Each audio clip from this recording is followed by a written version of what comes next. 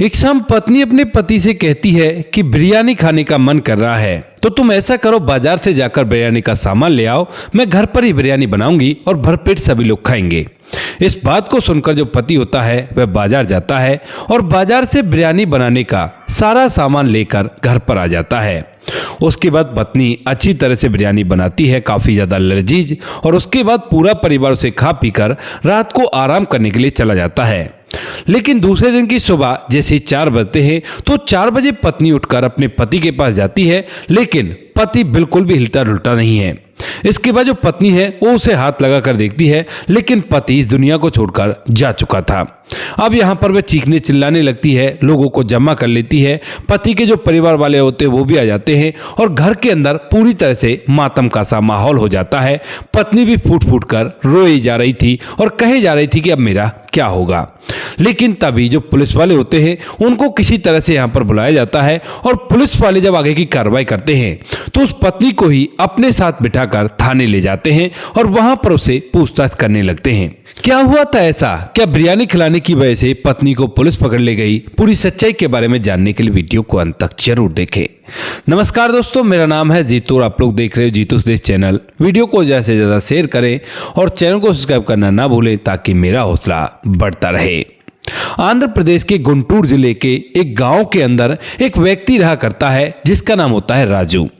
राजू जो होता है वह अपनी पढ़ाई लिखाई करने के बाद अपने पिता के प्याज के व्यापार को करने लगता है और उसी से अपने जीवन को निर्वाह करने का फैसला करता है। जब माता पिता ये देखते हैं कि बच्चा प्याज का व्यापार कर रहा है तो उसके बाद वो उसकी शादी की चिंता करते हैं और एक लक्ष्मी नाम की लड़की से उसकी शादी करा देते हैं। शादी होने के बाद 2007 में लक्ष्मी और राजू एक साथ अपना जीवन निर्वाह करने लगते हैं और धीरे धीरे समय बीतता है। लेकिन यहाँ पर चूंकि राजू प्याज का व्यापारी था और उसे बहुत कम पैसे मिला करते थे, तो इसी वजह से लक्ष्मी को लगने लगता है कि ये पैसे काफी ज्यादा कम हैं और जब उन्हें 2 बच्चे हो जाते हैं तो उसके बाद ये बात उसे और भी ज्यादा खटकने लगती है। यानी कि यहाँ पर लक्ष्मी और राजू को 2 लड़के हो चुके थे और ये बात होती है 2015 की। 2007 में शादी होने के बाद 2015 तक उन्हें 2 बच्चे हो गए थे और 2015 में जो लक्ष्मी है वो अपने पति राजू से कहने लगती है कि सुनते हो, मेरा तो मन ऐसा कर रहा है कि आपके साथ साथ मैं भी कुछ काम कर लूं, क्योंकि घर के अंदर अगर एक ही जना कमाने वाला होता है तो बहुत ही कम पैसे आया करते हैं और इतने से पैसों में आज के समय में गुजारा नहीं हुआ करता है। अब राजू चूंकि सीधा साधा साधारण सा इंसान था, उसे इन बातों से कोई फर्क नहीं पड़ता था कि कोई क्या कहेगा। वो कह देता कि ठीक है, अगर ऐसी बात है तो तुम भी कमा सकती हो, कोई भी दिक्कत नहीं है। इस बात को सुनकर यहाँ पर जो लक्ष्मी होती है वह अपने लिए दर नौकरी ढूंढती है और नौकरी ढूंढने से विजयवाड़ा में उसे अपने लिए नौकरी भी मिल जाती है। एक सिनेमा हॉल होता है, उसके काउंटर पर उसकी नौकरी लग जाती है और वहां पर रहकर उसे 8 घंटे की ड्यूटी करनी होती है। अब चूंकि शहर में उसकी नौकरी लग गई थी तो इसी वजह से यहाँ पर जो लक्ष्मी होती है वह अपने बच्चों को लेकर वहीं पर शिफ्ट हो जाती है। इधर जो राजू होता है वह भी वहीं पर आने लगता है, कहता है कि ठीक है, अगर यहाँ पर रहेंगे तो बच्चों को भी अच्छे स्कूल में पढ़ा लेते हैं, क्योंकि गांव से इतनी अच्छी सुविधाएं नहीं मिला करती। बातें दोनों पति पत्नी में तय हो गई थी और अब ऐसा ही होने लगता है। लक्ष्मी जो होती है उस काउंटर पर ड्यूटी किया करती और ड्यूटी करने के बाद अपने बच्चों को यहीं पर पढ़ा लिखा रही थी और धीरे धीरे समय बीतता है। समय के साथ साथ न जाने कैसे लक्ष्मी जो होती है वो एक दिन अपने पति से कहने लगती है कि तुम ना ये काम छोड़ दो जो काम तुम किया करते हो। अब इस बात को सुनकर पति कहने लगता कि क्यों, क्या हुआ और तुम ऐसा क्यों कह रही हो? मैं तो बचपन से ये काम किया करता हूँ, पिता के साथ किया करता था और उसके साथ खुद अपना प्याज का व्यापार किया करता हूँ। भले इसमें पैसे कम हैं लेकिन अच्छा काम है, कोई दिक्कत नहीं है। लेकिन यहाँ पर लक्ष्मी मना करने लगती है, कहती है कि नहीं, जहाँ पर मैं काम किया करती हूँ वहां पर जो मेरे साथ काम करने वाली महिलाएं होती हैं उनके पति अच्छे अच्छे काम किया करते हैं, नौकरियां किया करते हैं, और जब मैं बताया करती हूँ कि मेरे पति प्याज का व्यापार किया करते हैं तो सभी लोग मुंह बना लिया करते हैं। ये बात मुझे अच्छी नहीं लगती और तुम ना ये काम छोड़ दो, कुछ और काम देख लो। अब इस बात को सुनकर जो राजू होता है वो कहने लगता है कि और क्या काम देख लूं, मुझे तो यही काम आता है, इसके अलावा मुझे कोई काम आता ही नहीं है, तो मैं कैसे और काम कर लूं। तो इसके बाद यहाँ पर जो लक्ष्मी होती है वो कहती है कि ठीक है, तो मैं कोई ऐसा काम तुम्हारे लिए देखती हूँ जिसमें आने ना आने से कोई फर्क ना पड़ता हो, बस तुम काम करके आना और तुम्हें पैसे मिल जाएंगे। यहाँ पर जो राजू होता है वह सोचता है कि ठीक है, जब पत्नी को दिक्कत होती है मेरे काम को बताने में तो कोई दिक्कत नहीं है, जैसा वो कह रही है वैसा ही मान लेते हैं। ऐसा सोचकर जो राजू है वो उससे कह देता है कि ठीक है, जब कोई काम मिल जाए तो मुझे बता देना, मैं ये काम छोड़ दूंगा। धीरे धीरे कुछ दिन बीतते हैं और कुछ दिनों बाद जो लक्ष्मी होती है वो कहती है कि देखो, मैंने एक जानकार के थ्रू एक जगह निकलवाई है जो कि हैदराबाद के अंदर है। वहां पर एक कंपनी है और वहां पर जाकर तुम्हें काम करना होगा और अच्छी तरह से वहां पर तुम्हारा काम चल जाएगा। इस बात को सुनने के बाद जो राजू होता है वह इस बात के लिए तैयार हो जाता है और कहता है कि ठीक है, मैं अभी जा रहा हूं वहां पर। इसके बाद वह प्याज का काम बंद करता है और सीधा हैदराबाद की उस कंपनी में जाकर काम करने लगता है जिसके बारे में लक्ष्मी ने अपनी जानकारी के थ्रू से बताया था। वहां पर जाकर वह नौकरी लग जाता है और वहां पर रहकर धीरे धीरे काम करने लगता है। धीरे धीरे समय बीतता, समय के साथ साथ जब भी कभी राजू और लक्ष्मी दोनों की छुट्टी हुआ करती तो दोनों गांव में आकर रहा करते और गांव के लोगों के बीच में समय बिताया करते। यहां पर उनका एक पर्सनल घर था तो उस घर में भी थोड़ा बहुत समय बिता लिया करते हैं।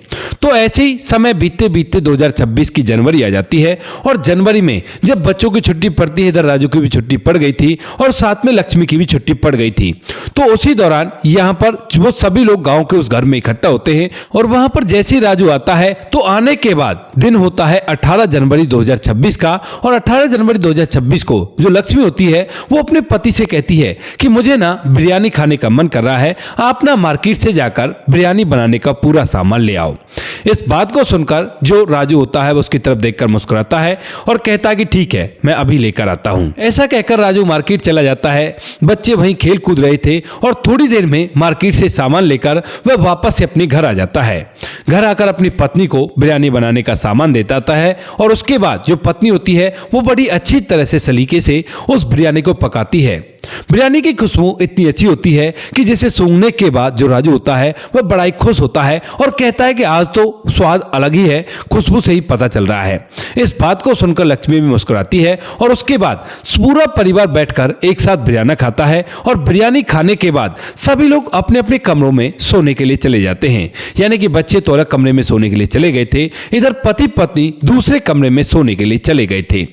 लेकिन धीरे धीरे जैसे ये रात कंप्लीट होती है और दूसरे दिन की सुबह होती है तो सुबह सुबह अचानक से जब 4 बजे लक्ष्मी उठकर जैसे अपने पति को देखती है तो पति के अंदर कोई हरकत नहीं होती है, वो कोई भी मूवमेंट नहीं कर रहा था। अब इस बात को देखते हुए लक्ष्मी एकदम से जोर जोर से चीखने चिल्लाने लगती है और इस बात को सुनकर अड़ोसी पड़ोसी वहां पर इकट्ठा हो जाते हैं कि भाई सुबह सुबह 4 बजे इनके घर में ऐसा क्या हुआ। और जब वो लोग वहां पर आकर देखते हैं तो जो उसका पति राजू होता है वह इस दुनिया को छोड़कर जा चुका है। इस बात को देखकर यहाँ पर जो राजू के घर वाले होते हैं उनको भी इत्तला की जाती है और वो लोग भी यहाँ पर आ जाते हैं। सभी लोग वहां पर जमा हो गए थे। लक्ष्मी का रो रो कर बुरा हाल होता है कि मैंने तो शाम को ही इतनी अच्छी बिरयानी बनाई थी, काफी तारीफ कर रहे थे, अब मेरा क्या होगा, ये इस दुनिया को छोड़कर जा चुके हैं। सभी लोग उसे संभालते हैं, सांत्वना देते हैं, कहते हैं कि नहीं सब कुछ ठीक हो जाएगा और चिंता मत करो, जो ऊपर वाले ने किया है उसमें तुम भला कर भी क्या सकती हो। वहीं पर जो राजू के परिवार वाले होते हैं यानी कि उसके चचेरे भाई बहन वो लोग भी वहां पर आ जाते हैं और तभी उन्हीं में से एक परिवार वालों में से एक लड़का आता है और आने के बाद जब राजू की बॉडी को देखता है तो उसके कान से खून निकलता हुआ दिखाई देता है। इधर यहां पर जब लक्ष्मी से लोग पूछ रहे थे कि क्या हुआ तो उसके बाद वो कहती है कि शायद हार्ट अटैक हो गया होगा, इसी वजह से ये सब कुछ हो गया है, क्योंकि मुझे नहीं पता, मैं तो रात भर इनके बगल में ही सो रही थी। इस बात को सुनकर यहां पर जो परिवार का लड़का होता है मुझे कुछ शक होने लगता है कि कान से खून तो ऐसे नहीं निकलेगा, कुछ ना कुछ तो हुआ है इसके साथ। इसी वजह से वो चुपके से पुलिस को फोन कर देता है और फौरन से पास ही के पुलिस थाने से पुलिस वाले पूरी टीम के साथ वहां पर आते हैं और आने के बाद जब बॉडी को देखते हैं तो देखने के बाद उन्हें भी ये हार्ट अटैक वाली डेथ नहीं लगती है और उसके बाद वो लोग इसका पोस्टमार्टम करने के लिए कहने लगते हैं। लेकिन जो लक्ष्मी अब तक रो रही थी वह एकदम से उनसे कहने लगती है कि क्यों साहब ऐसा क्यों कर रहे हो, मेरे पति के साथ मत करो, वो इस दुनिया को छोड़कर चले गए हैं, अब इनका अंतिम संस्कार होने दो। लेकिन पुलिस वाले कहते हैं कि नहीं, ये तो रूल है और रूल के हिसाब से हमें चलना होगा, इनका पोस्टमार्टम तो होकर रहेगा। अब यहाँ पर केवल लक्ष्मी इस बात के लिए मना कर रही थी और कोई मना नहीं कर रहा था, तो इसी वजह से यहाँ पर जो लक्ष्मी होती है वह भी चुप हो जाती है और उसको पोस्टमार्टम के लिए जाने देती है। पुलिस वाले उसकी बॉडी को पोस्टमार्टम के लिए भेज देते हैं और उसके बाद जब पूछताछ करते हैं तो यही बात पता चलती है कि साहब शाम को हमने बिरयानी बनाई थी और यह हैदराबाद में काम किया करते थे। बिरयानी खाने के बाद हम लोग सोने चले गए थे, लेकिन जैसे सुबह 4 बजे मैंने इन्हें देखा तो ये इस दुनिया को छोड़कर जा चुके थे। अब जो पुलिस वाले होते हैं पोस्टमार्टम कराते हैं बॉडी का, और पोस्टमार्टम करने के बाद उस बॉडी को घर वालों को सौंप देते हैं और घर वाले उसका अंतिम संस्कार करा देते हैं। लेकिन 2 दिन बाद जैसे पोस्टमार्टम की रिपोर्ट आती है तो पुलिस वाले भी पूरी तरह से हैरान हो जाते हैं, क्योंकि अब तक वो भी यही सोचने लगे थे कि शायद नेचुरल डेथ है। लेकिन पोस्टमार्टम रिपोर्ट में साफ साफ आ जाता है कि इसकी मौत दम घुटने की वजह से हुई है और इसकी छाती की हड्डियां भी टूटी पड़ी हैं। इन सभी बातों को देखने के बाद पुलिस वाले हैरान हो जाते हैं और अब इस बात के बारे में सोचने लगते हैं कि जब घर पर पत्नी थी, साइड में सो रही थी, तो भला कौन इसको इस दुनिया से विदा कर सकता है और इसकी छाती की हड्डियां कैसे टूट गई। पुलिस वाले इधर उधर नजर दौड़ाते हैं कि इसका कोई दुश्मन हो, कोई बैरी हो जिसने सब कुछ किया हो, लेकिन कहीं पर भी कोई भी ऐसा सुराग नहीं मिलता है। तो पुलिस वालों का सीधा शक लक्ष्मी पर जाता है, क्योंकि वह पोस्टमार्टम करने से मना भी कर रही थी। उसके बाद जो पुलिस वाले होते हैं वह लक्ष्मी के घर जाकर उसे रोते हुए को घर से उठा लेते हैं, क्योंकि वह अपने पति के लिए विलाप कर रही है, और उसके बाद उसे थाने ले जाने लगते हैं। गांव वाले इस बात को देखकर हैरान हो जाते हैं कि एक तो इसका बेचारी का पति इस दुनिया से चला गया है, उसके बाद ये पुलिस वाले भी इसे अपने साथ ले जा रहे हैं। लेकिन जब पुलिस वाले उसे अपने साथ ले जाते हैं और वहां जाकर पूछताछ करने लगते हैं, तो जो लक्ष्मी होती है वो कहने लगती है कि साहब मुझे नहीं पता क्या हुआ, अगर आप ऐसा बता रहे हो कि उनकी छाती की हड्डियां टूटी पड़ी हैं और उनकी मौत दम घुटने से हुई है, तो इस बारे में भी सच कह रही हूं, मुझे कुछ भी नहीं पता है। इस बात को सुनकर पुलिस वालों को भी कहीं ना कहीं लक्ष्मी पर विश्वास होने लगता है। लेकिन तभी जो पुलिस वाले होते हैं वो एकदम से उसका मोबाइल फोन मांग लेते हैं, कहते हैं कि मोबाइल फोन दिखाओ अपना। अब उसके बाद जैसे ही मोबाइल फोन देखा जाता है तो मोबाइल फोन की कॉल डिटेल में तो कुछ भी ऐसा नहीं होता जिससे साबित हो सके कि इसके पीछे लक्ष्मी का हाथ है। लेकिन जब वो उसकी सर्च हिस्ट्री निकालते हैं तो सर्च हिस्ट्री के अंदर उन्हें दिख जाता है कि जो लक्ष्मी है वह रात भर इंटरनेट पर अश्लील फिल्में सर्च करती रही है, और इस बात को देखकर पुलिस वालों को पता चल जाता है कि लक्ष्मी झूठ बोल रही है। यहां पर पुलिस को जब लक्ष्मी का झूठ पकड़ में आता है तो उसके बाद पुलिस वालों को यकीन हो जाता है कि हो ना हो इसके पीछे यही है, क्योंकि जब ये रात भर जागी हुई है, यानी कि 12 बजे से सुबह 3:55 तक के उसकी सर्च हिस्ट्री थी, जो कि इंटरनेट पर उसने अश्लील फिल्में देखी थी, लेकिन उसके बाद भी ये कह रही थी कि उसे कुछ नहीं पता कि क्या हुआ है। तो यहां पर जो पुलिस वाले होते हैं वह अब लक्ष्मी को अच्छी तरह से खातिरदारी करके पूछने लगते हैं, जो महिला कांस्टेबल होती हैं। जब लक्ष्मी को अच्छी तरह से पूछा जाता है तो वह एकदम से टूटती है, टूटकर पूरी कहानी बता देती है। कहती है कि साहब हम लोगों की शादी 2007 में हुई थी, और 2007 में शादी होने के बाद मैं खुद भी काम करने लगी थी 2015 में, और मैं अपने पति के साथ साथ खुद भी कमाया करती थी और बच्चों को अच्छे स्कूल में एडमिशन दिला रखा था। लेकिन वहीं पर जहां पर मैं काम करती हूं वहीं पर मेरी मुलाकात एक गोपी नाम के व्यक्ति से हो जाती है, और जब गोपी से हमारी मुलाकात हो जाती है तो उसके बाद मैं और गोपी के बीच में कुछ इस तरह की नजदीकियां बढ़ती हैं कि हम दोनों एक दूसरे से प्यार करने लगते हैं। जब इस प्यार के बारे में मेरे पति को पता चलता है तो उसे इस बात का बड़ा गुस्सा आता है, और मैंने अपने प्रेमी से मिलने के लिए ही पति को वहां पर नौकरी लगाई थी, वो भी गोपी के थ्रू। जब वह वहां पर नौकरी करने लगता है और उसे पता चल जाता है तो उसके बाद वह नौकरी छोड़ने की बात करने लगता है, और इस बार आकर उसने बोल दिया था कि अब दोबारा मैं हैदराबाद नहीं जाऊंगा। अब ये बातें सुनने के बाद मुझे लगता है, क्योंकि जब मेरा पति बाहर हैदराबाद रहा करता था तो मुझे मेरे प्रेमी से मिलने से कोई नहीं रोका करता था, क्योंकि बच्चे तो स्कूल चले जाया करते और पीछे से मैं और मेरा प्रेमी घर के अंदर आराम से रहा करते थे। लेकिन जब ये यहां पर रहने की बोलता है तो मुझे लगता है कि अब क्या करना चाहिए और कैसे जीवन व्यतीत होगा। ऐसा ही सोचकर मैं अपने प्रेमी से इस बारे में बात करती हूं, और उसके बाद जो मेरा प्रेमी गोपी होता है वो मुझे 20 नींद की गोलियां देता है, और 18 तारीख को जब मैं बिरयानी खाने की डिमांड करती हूं तो वह बाजार से सामान लेकर आता है और मैं घर पर बिरयानी बनाती हूं। अब जिस बिरयानी को मेरा पति खाता उस बिरयानी के अंदर मैंने 20 नींद की गोलियां पीस कर मिला दी थी, और उसके बाद मेरा पति उस बिरयानी को खाने के बाद सो जाता है। उसके बाद जब ये गहरी नींद में सो जाता है तो मेरा प्रेमी जो होता है गोपी वह भी यहाँ पर आ जाता है, और यहाँ पर आने के बाद वो तो इसकी छाती पर बैठता है और मैं तकिए से इसके मुंह को दबा देती हूँ। इसके बाद जब यह इस दुनिया को छोड़कर चला जाता है तो हम दोनों पूरी रात भर उसी घर के अंदर एक दूसरे के साथ संबंध बनाते हैं, और जैसे सुबह के 4 बज जाते हैं तो उसके बाद मैं सारा ड्रामा स्टार्ट कर देती हूँ, क्योंकि गोपी वहां से जा चुका था। और उसके बाद मैं तो यही सोच रही थी कि लोगों से कह दूंगी कि हार्ट अटैक है और उससे दुनिया को छोड़कर गया है, लेकिन उसके परिवार के उस लड़के की वजह से सारा भेद खुल गया और मैं आपकी पकड़ में आ गई। पुलिस वाले इस पूरी बात को सुनकर पूरी तरह से हैरान हो जाते हैं। इधर जब गांव वालों को यह बात पता चलती है है तो वो लोग भी उस पर थू थू करने लगते हैं। पुलिस ने गोपी और लक्ष्मी को सलाखों के पीछे कर दिया है और उनके खिलाफ उचित कार्रवाई हो रही है। लेकिन उन बच्चों का क्या, जिन बच्चों का पिता तो इस दुनिया को छोड़कर जा चुका है और माँ उसके पिता के लिए ही जेल में बंद है। वो लोग बड़े होंगे तो क्या कहेंगे, क्या मुंह दिखाएंगे लोगों को।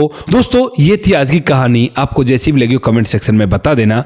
वीडियो अगर अच्छी लगी हो तो वीडियो को लाइक और चैनल को सब्सक्राइब जरूर करें ताकि हमें थोड़ा सा हौसला मिल सके आप लोगों के लिए ऐसी अच्छी वीडियो बनाने के लिए।